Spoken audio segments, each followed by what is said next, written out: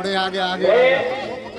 सभी कलश उठाने वाली मात्र शक्ति से पूछना चाहता हूँ कि वो हमें कितने घंटे दे रही है, हम यात्रा उसी हिसाब से चलाएंगे। बताएं, 2 घंटे, 2 घंटे, 2 घंटे, 2 घंटे, 4 घंटा, 200 बोलिए 4 घंटा।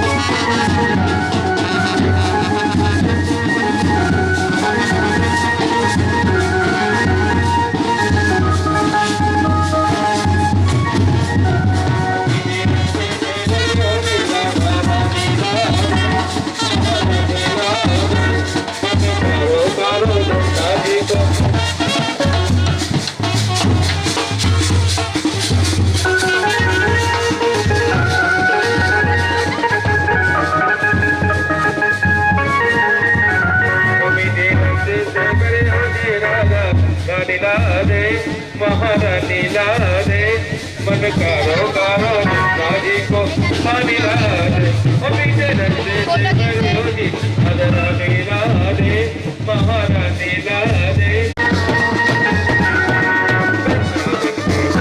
जादे बरसाने की चोरी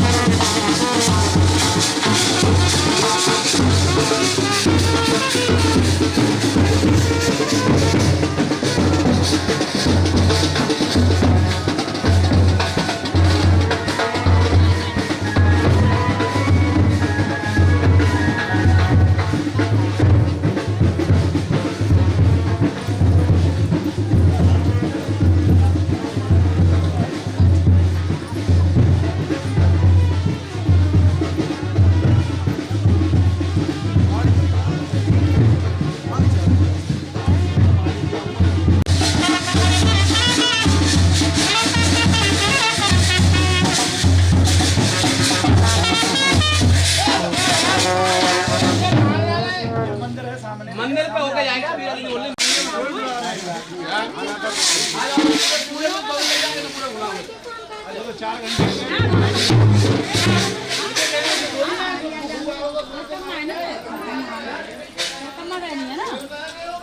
करके तो पीछे रह गया नहीं, ऐसे करके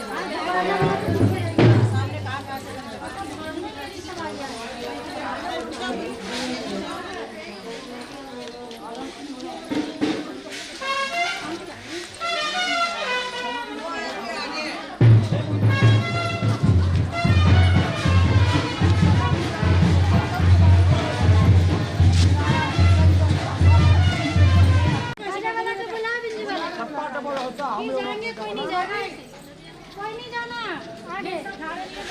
आप लोग पैसा कैसे जाएंगे, इतना पैसा लेके बैठा है। उनको आगे चलने दो गाड़ी। सीधे सामने चलना पड़ेगा। अरे कोई बात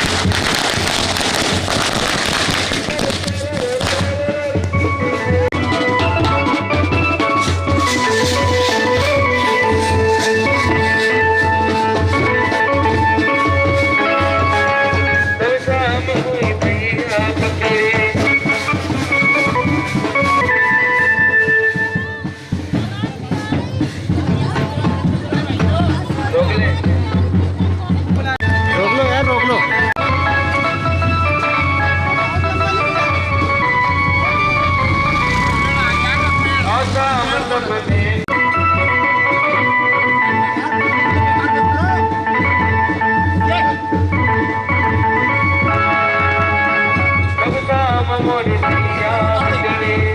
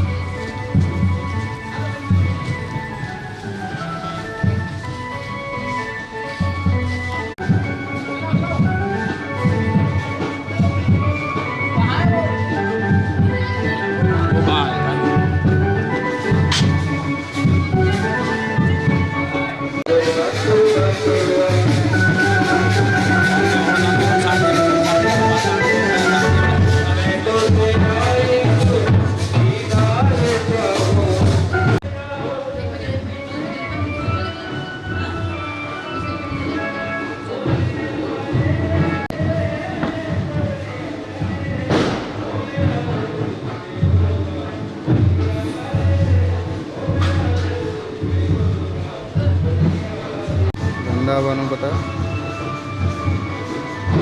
वृंदावन तो आज गए हैं, अभी वृंदावन गए सर, वृंदावन गए। अविहे प्रजननं मे असुतसवीरगुं सर्वगणगुं सुस्तये आत्मसनि प्रजासनि पशुसनि लोकसन्नभयसनि अग्निः प्रजां बाहुलां मे करोत्वन्नं पयोरेतो अधमासदत्ताओं कर्पूरगौरं करुणावतारं संसारसारं भुजगेन्द्रहारं सदा वसन्तं हृदयारविन्दे भवं भवानी सहितं नमामि। भूर्भस्वराजराजेश्वरी नमः। आरतिज्ञं समर्पयामि। बाएं हाथ में आरती पकड़िए, माँ को आरती पुष्प के द्वारा अर्पण करिए। आरतिज्ञं समर्पयामि ऐसे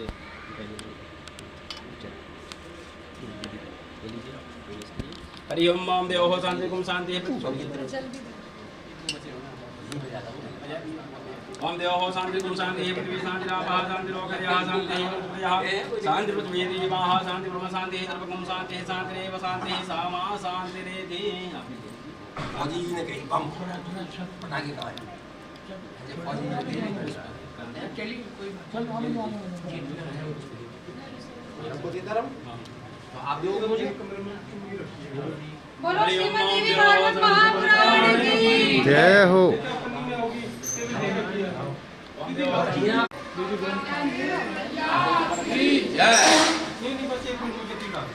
मुझे मेरा भी ले लो, मेरा भी तो ले लो।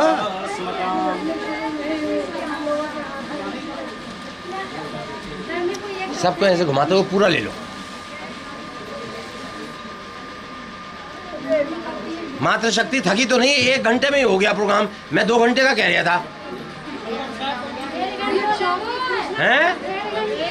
क्या हो गया? 2.5 घंटे में कोई दिक्कत थोड़ी है, आपको थकने वाला। हाँ, पीछे तक ले लेना, बाद में घुमा के उधर से घुमा लेना। फिर ऐसे फिर पीछे घुमा लेना बेटे। पंडित जी आइए बेटे, अब वो दादी एक मिनट सामा शांति रेधि। कलश, ये तो कलश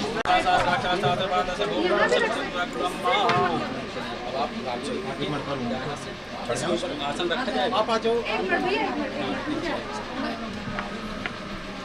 तुम्हारे आ जाओ, आ जाओ, आ जाओ। उनको बुला रहे हो। बोलो श्रीमद् देवी भागवत महापुराण की जय। दुर्गा मैया की जय। सरस्वती मैया की जय। भद्रकाली भवानी की जय। कात्यायनी मैया की जय। चामुंडा मैया की जय। बरसाने वाली की जय। राधा रानी की जय। जानकी मैया की जय। सब शक्तियों की जय। 51 शक्ति पीठों की जय। सब भक्तन की साध्वी मीरा दीदी की जय। एक आप नहीं, इसकी बोल दो। दीदी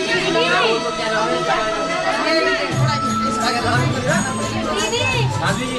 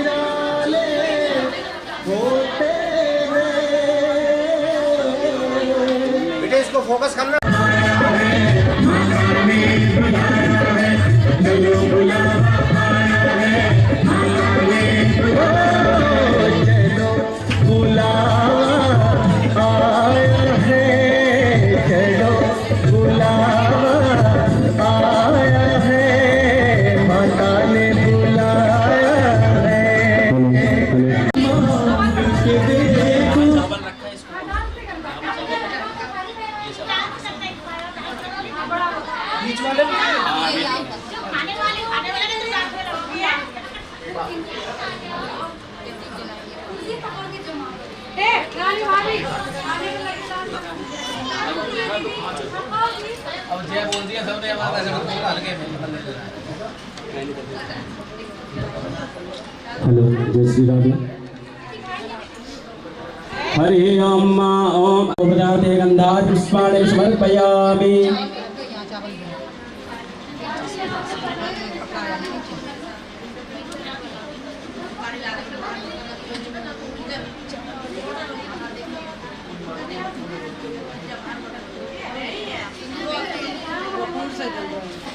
बाबा जिम डाल दो गंदगी नहीं होती हमारे दिल्ली में लास्ट में हम देंगे जितना मांगेंगे उससे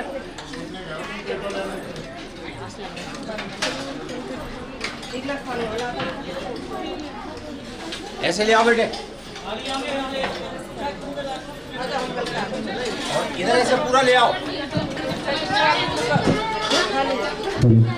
वो लोग लेते जा रहे हैं इधर बढ़ते जाए यहाँ पे भीड़ हो जाएगी आगे बढ़ते जाए ओम मंगलम भगवान विष्णु मंगलम गरुड़ध्वजा मंगलम पुंडरीकाक्षा मंगलाय हरि माधवो माधवो विष्णु माधवो माधवो हरि सरस्वती माधवो नित्यं सर्वकारे समाधाय भगवन्ति गणनं ओम अपवित्र वा सर्वविष्टां गताविवा जानसे पुंडरीकाक्षा मंगलाय हरि सबको तो बता दो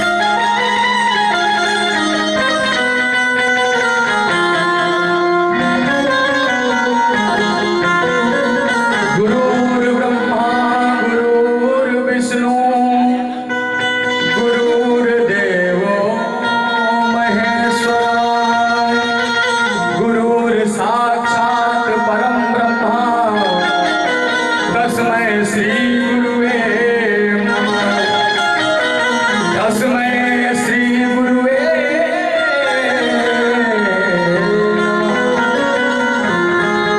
सारे तीरथ धाम आपके चरणों में सारे तीरथ धाम आपके चरणों में हे गुरुदेव प्रणाम आपके चरणों में सारे तीरथ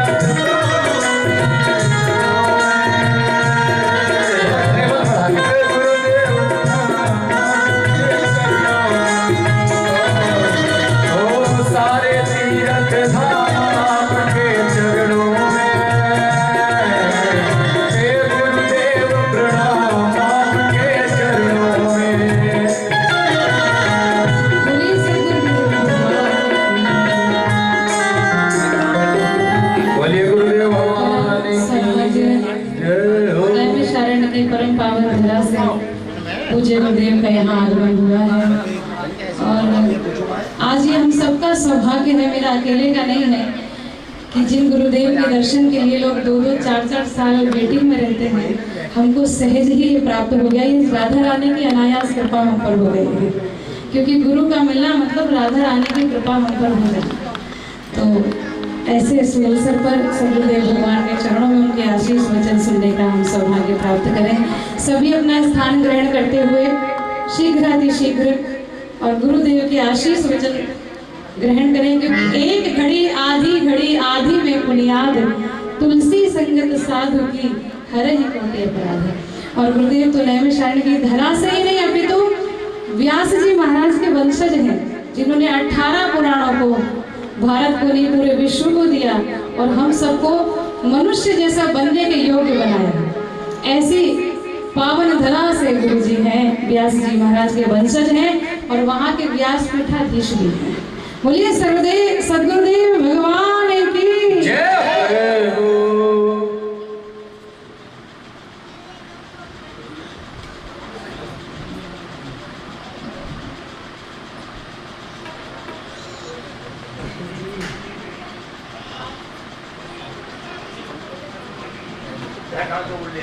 ओम गुरुर्ब्रह्मा गुरुर्विष्णु गुरुर्देवो महेश्वरः गुरुर्साक्षात् परब्रह्म तस्मै श्री गुरवे नमः व्यासाय विष्णुरूपाय व्यासरूपाय विष्णवे नमो वै ब्रह्मविधये वासिष्ठाय नमो नमः कृष्णाय वासुदेवाय हरये परमात्मने प्रणतक्लेशनाशाय गोविन्दाय नमो नमः। गुरु बालकृष्ण भगवान की जय हो। भागवत भगवान की जय हो। देवी भागवत महापुराण की जय हो। व्यास जी महाराज की सुखदेव जी महाराज की जय हो। बाके बिहारी लाल की जय हो।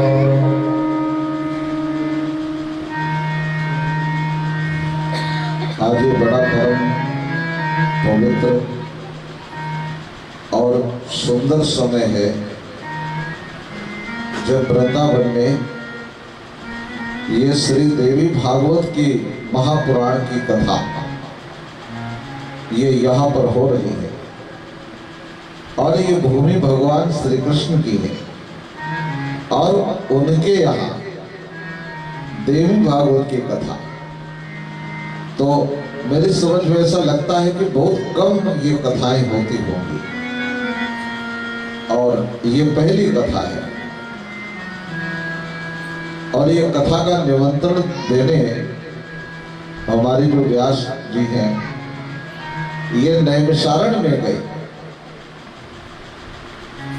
ये श्री मीरा जी वहां पहुंचे कि हमको देवी भागवत की कथा करनी है और आज से हमारे यहाँ यज्ञ शुरू हो रहा है। तो समय का ऐसा अभाव, लेकिन जब यज्ञ का आमंत्रण मिले, कथा का आमंत्रण मिले, तो उसमें कुछ नहीं किया जा सकता, केवल वहां पहुंचा जा सकता है, क्योंकि ये भगवान की कृपा के बगैर ये निमंत्रण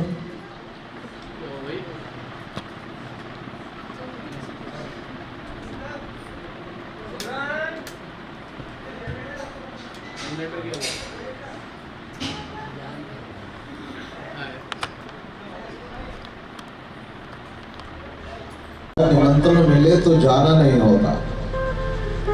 तो आज की बड़ी अनुपम कृपा है बांके बिहारी जी की कि यहाँ पर ये कथा के प्रारंभ दिवस में यहाँ आने का सौभाग्य मिला। और ये जो कथा है, ये कथा भवन मैंने पहली बार देखा। और ये जो गोयल जी, विनोद गोयल जी, जिन्होंने ये बनाया, ये बहुत अच्छा है।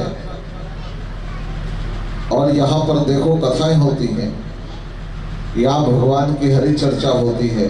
ये नहीं होता तो ये कथा यहाँ नहीं होती। तो ये भूमि के बड़े भाग्य हैं। और हमारे व्यास जी तो यही रह रहे हैं वृंदावन में, सब छोड़ करके। नैमिषारण्य को छोड़ा तो यहाँ आ गए और कहा यही रहेंगे। और यहाँ पर बैठकर ये कथा कहना और कथा को श्रवण करना, ये दोनों बड़े भाग्य के विषय है।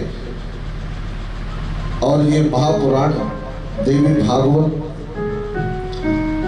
ये आप शायद जानते नहीं होंगे कि देवी भागवत की कथा ये माता की पूजा है, उनकी आराधना है। इनकी कथा को सुनने का मतलब ये है कि आप दुर्गा की आराधना कर रहे हैं। ये देवी का वर्णन है इसमें। तो ये कथा प्रायः नवरात्रि में होती है। और वैसे कभी भी इस कथा को सुना जा सकता है। और ये कथा नवरात्र में होती है। और इसके ऊपर जब सृष्टि का निर्माण हुआ, वो बहुत पुरातन काल था जब ये पुराण का निर्माण किया गया। और उस समय पर दो महान ऋषि थे, एक का नाम मुद्गल था और दूसरे का नाम महर्षि प्रमाण था। ये दोनों गुरु शिष्य थे और आपस में बहुत अच्छा संबंध था। तो अमावस्या का दिन आया। तो अमावस्या के जब दिन आया तो उनके शिष्य प्रमाण ने कहा मुद्गल को कि गुरुदेव, आज अमावस्या है, कल नवरात्रि का प्रारंभ हो जाएगा। तो उन्होंने कहा कि नवरात्रि आ गई, हम तो यही चाहते हैं कि नवरात्रि हमारे जीवन में कभी नहीं आनी चाहिए, ये नवरात्रि नहीं रहनी चाहिए। तो मुद्गल ने कहा कि गुरुदेव, प्रमाण ने कहा गुरुदेव, आप संसार सारा ये देवी की आराधना करता है, देवी की स्थापना करता है, पूजा करता है, और आप कहते हैं कि ये नवरात्रि हमारे जीवन में नहीं आनी चाहिए, आप ऐसा क्यों कहते हैं? तो मुद्गल ने कहा प्रमाण, तुम भी यही करोगे। तो कहा कि बताइए भगवान,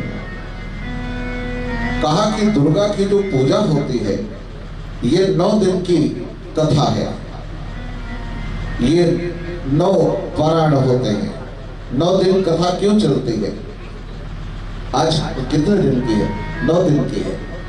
तो ये 9 दिन की कथा है, 9 दुर्गा है और 9 नवरात्र हैं। तो उन्होंने कहा कि ये जो पूजा है माता की, जिसको हम पूजा करते हैं, तो मुदगल ने कहा प्रमाण हम यही चाहते हैं कि ये नवरात्रि हमारे जीवन में नहीं आए। तो कहा कि इसका मतलब क्या है? तो कहा कि इसका मतलब ये है कि 9 जो होते हैं ये माता के गर्भ के 9 मास कहलाते हैं। और जो रात्रि होती है, रात्रि हमारे यहाँ अंधकार को कहा जाता है।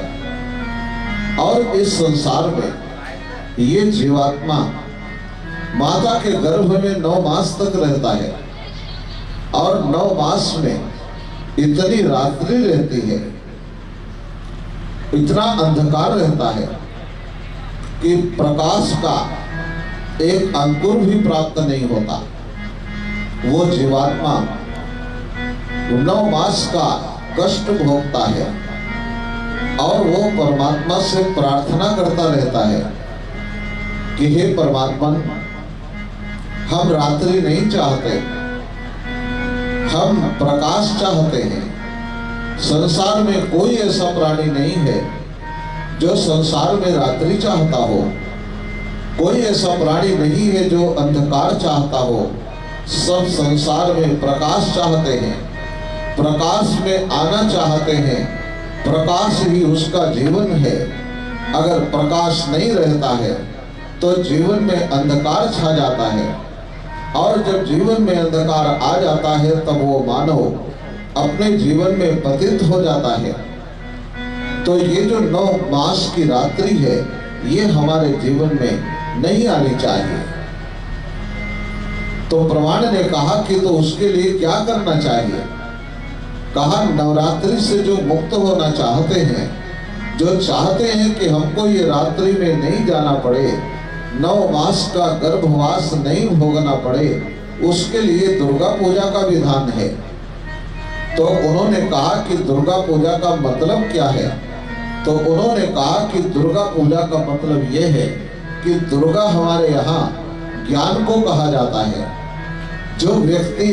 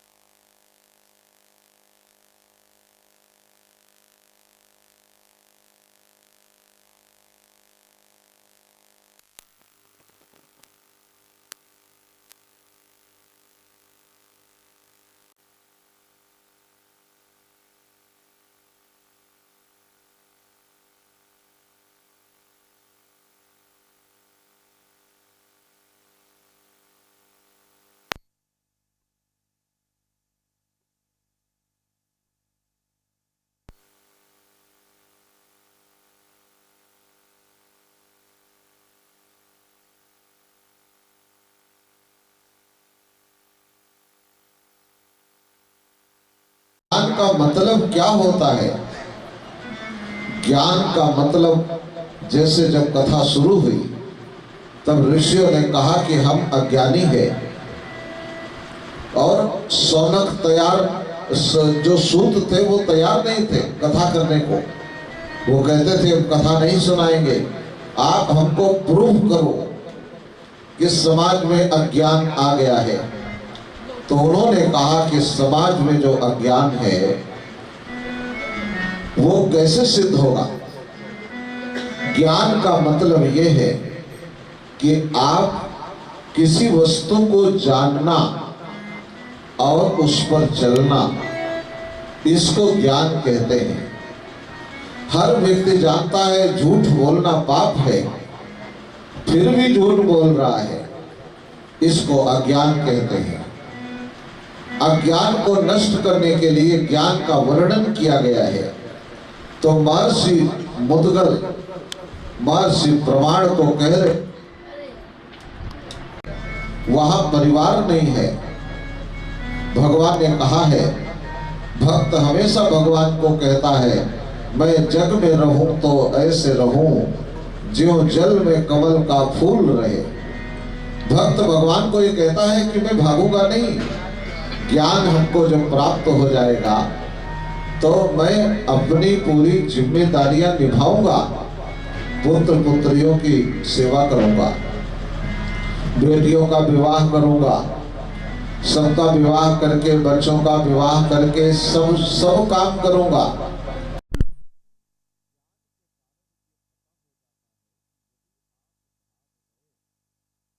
ये भोग हैं, ये संस्कार हैं आपके, और ये संस्कारों को आपको भोगना पड़ेगा, आपको करना पड़ेगा। आज भाग गए तो फिर पैदा हो गए, फिर आपको वो सब करना पड़ेगा। इसलिए मैं ज्ञान के कारण मैं भागूंगा नहीं, मैं संसार में रहूंगा पर जल में कमल की तरह रहूंगा। जैसे जल में कमल रहता है, कमल के ऊपर जल की एक बूंद भी नहीं टिकती, इसी तरह मैं संसार में तो रहूंगा, लेकिन संसार की आभाएं, संसार की माया उस ज्ञान के कारण हमको प्रभावित नहीं करेगी। और हम संसार में रहेंगे और सबकी जिम्मेदारी निभाएंगे, और निभाने के पश्चात अपनी आत्मा का उत्थान करेंगे। तो भगवान उस जीव से पूछते हैं कि आत्मा का उत्थान करोगे, इससे क्या फायदा होगा? बड़े स्वार्थी हो, ज्ञान प्राप्त कर लोगे, दुर्गा की पूजा कर लोगे, तो पूजा करने के बाद आपको ज्ञान हो जाएगा, तो ज्ञान से अपना ही भला कर लोगे। तो कहा नहीं, दुर्गा की पूजा अष्टभुजाओं के साथ करूंगा। तो कहा कि देवी की जो दुर्गा की 8 भुजाएं दिखाई दे रही हैं, ये 8 भुजाओं का क्या मतलब होता है? तो कहा कि देवी की 8 भुजाएं इसलिए हैं कि देवी जो दुर्गा है वो ज्ञान है, और 8 भुजाएं 8 दिशाएं कहलाती हैं। 8 दिशाओं में जो ज्ञान प्राप्त हो जाए उसका मैं प्रसारण करूंगा। मैं उस आत्मज्ञान को संसार को बताऊंगा, और उस ज्ञान के कारण ये संसार ज्ञान के पथ पर चलेगा और अपने जीवन में कल्याण को प्राप्त हो जाएगा। तो मुद्गल कहते हैं, प्रमाण ने कहा कि गुरुदेव, अगर ज्ञान की पूजा की जाएगी, हम 8 दिशाओं में ज्ञान की बातें करेंगे, लेकिन ये दुनिया हमारी बात नहीं मानेगी। ये दुनिया जो है ये किसी भी ज्ञान को मान्यता नहीं देती। तब क्या करोगे? तो कहा कि मैं जब अष्टभुजाओं के साथ पूजा करूंगा तो दुर्गा की पूजा उसके वाहन सिंह के साथ करूंगा। तो उन्होंने कहा कि दुर्गा का वाहन सिंह क्यों है, गधा क्यों नहीं, बैल क्यों नहीं? तो कहा कि दुर्गा का वाहन सिंह कहलाता है, दुर्गा ज्ञान को कहते हैं। और ज्ञान जब चूहे पर बैठा हो, बैल पर बैठा हो तब ज्ञान बेकार हो जाता है। लोग ज्ञान की मान्यता नहीं रखते, लेकिन ज्ञान जब सिंह के ऊपर बैठता है, जब सिंहनाद करता हुआ ज्ञान आता है, तो संसार में कोई ऐसा प्राणी नहीं है जो सिंह आ रहा हो और गाय की तरह, जैसे गाय खड़ी हो तो उसके पूंछ पर हाथ फिराकर और बगल से निकल जाते हो, लेकिन जब सिंह आ रहा हो तब कौन ऐसा प्राणी है जो उसकी पीठ पर हाथ फिराने के लिए रोड पे खड़ा रहे। सब लोग भाग जाते हैं, अपना स्थान त्याग देते हैं। तो उन्होंने कहा कि ज्ञान सिंहारूढ़ होना चाहिए। ज्ञान जब सिंह के ऊपर बैठता है और उस समय गर्जना करते हुए आता है, तो अज्ञान संसार में भाग जाता है। अज्ञान सुरक्षित स्थान ढूंढने लगता है कि कहां जाऊं, और ज्ञान गर्जना करता हुआ, सिंहनाद करता हुआ ज्ञान सिंहारूढ़ बन करके जब आता है, तब अज्ञान नहीं रहता, केवल ज्ञान ही ज्ञान रहता है। सब संसार में सत्य के पुजारी हो जाते हैं और सारे संसार में एक ही गूंज गूंजती है, सत्य में जयते। यही वो महान गूंज है जिससे सारा संसार सत्य का अनुगामी बन जाता है, सत्य का पालन करने वाला बन जाता है। तो महर्षि मुद्गल ने कहा, प्रमाण जब मानव के जीवन में ये वाला सिंहनाद पर बैठी हुई दुर्गा माने ज्ञान अंतर में प्रवाहित होता है, अंतर में समाहित हो जाता है, तब वो मानव भगवान के पास जाकर कहता है, हे प्रभु, न जाने कौन सारे संस्कार हमारे जीवन में हैं जिनके कारण मैं ये घोर 9 मास की रात्रि में आ गया हूं। अब आप हमारे ऊपर ऐसा ज्ञान प्रदान करो, ऐसे ज्ञान की वर्षा करो जिससे मैं सत्य में जीवन व्यतीत करूं और ये 9 मास की रात्रि हमारे जीवन में वापस नहीं आनी चाहिए। तो ये 9 मास की जो रात्रि होती है, 9 दुर्गा कहलाती है, 9 दिन के पारायण हैं। इन पारायण का ये मतलब है कि जो 9 मास तक बार बार गर्भवास करना नहीं चाहते, उनके लिए ये दुर्गा की भागवत, देवी भागवत का निर्माण किया गया। ये वेद व्यास ने किया कि जो संसार में मुक्ति चाहते हैं, जो चाहते हैं कि हम संसार में बार बार जन्म न लें, पीड़ा नहीं भोगे, लेकिन वो पीड़ा उनको भोगना पड़ता है और वो प्राणी पीड़ा में ही आनंद भोगते हैं, पीड़ा को सुख मानते हैं। तो ये देवी भागवत महापुराण आपके वृंदावन में श्री व्यास जी के मुखारविंद से ये आप 9 दिन तक सुनेंगे, पर इसका उद्देश्य वही है कि हमको मोक्ष प्राप्त हो जाए और हम बार बार इस संसार में ना आए, और अगर आए तो हमारे जीवन में हम असहाय बनकर ना आए, हम देवत्व को धारण कर लें। हमारे 2-2 जो हाथ हैं, हम चतुर्भुज बन जाएं, हम देवता बन जाएं, हम दादा बन जाएं, हम याचना करने वाले ना बने। सदा जीवन में हमारा ऐसा जीवन बने कि हम किसी के समक्ष हाथ ना फैलाएं, हम लाला ना बने, हम लेने की प्रवृत्ति का त्याग करके सदा दादा बन जाएं, देव बन जाएं, देवी बन जाएं और देव देवी बन करके संसार में देने वाले बने, हम प्रदत्त करने वाले बने। हमारे द्वार पर कोई भी याचक आकर खड़ा हो जाए तो हम उसके संकल्प के अनुसार उसको हम द्रव्य प्रदान करें, उसको ज्ञान प्रदान करें, उसको अन्न प्रदान करें, तो हम में देने की शक्ति उत्पन्न हो जाए। इसलिए उसका प्रतीक 9 दिन तक ये देवी भागवत का वर्णन वेद व्यास ने नैमिषारण्य में किया था। तो आज ये परम पवित्र कथा वो भी वृंदावन में सुनने का सौभाग्य आप सब लोगों को प्राप्त हो रहा है। तो आपके भाग्यों की सराहना हम कैसे करें?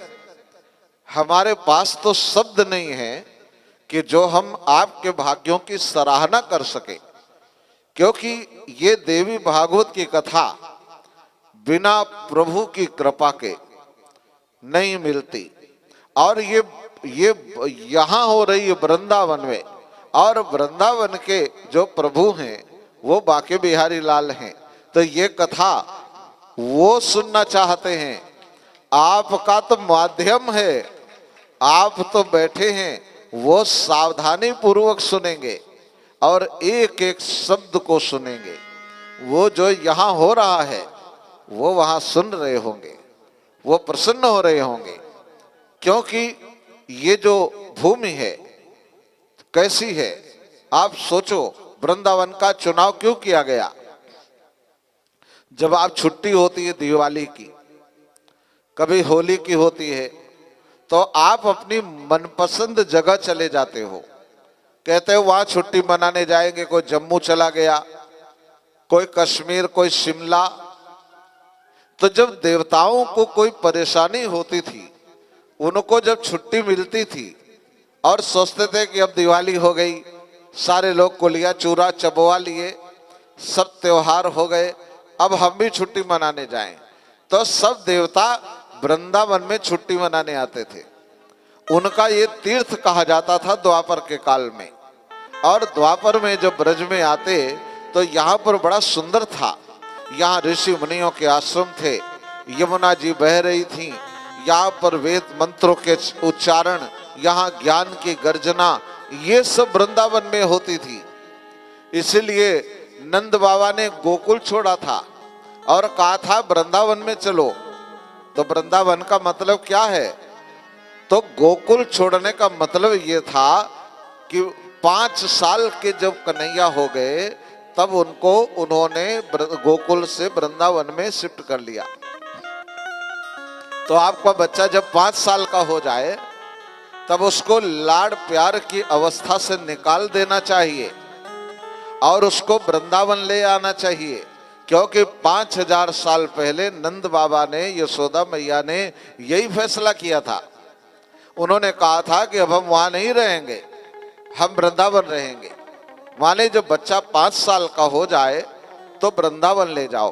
वृंदावन माने वृंद कहते भक्ति को, उसको भक्ति के वन में ले जाओ, जहां हर समय शंखनाद होता हो, हर समय राधे राधे होता हो, हर समय भगवान का गुणानुवाद होता हो, हर मस्तक पर तिलक और हर गले में कंठी हो, यज्ञोपवीत हो, और जहां पर उसका आदर सम्मान करने वाले लोग हों, उस भूमि को वृंदावन कहते हैं। और भगवान ने वृंदावन को चुना था।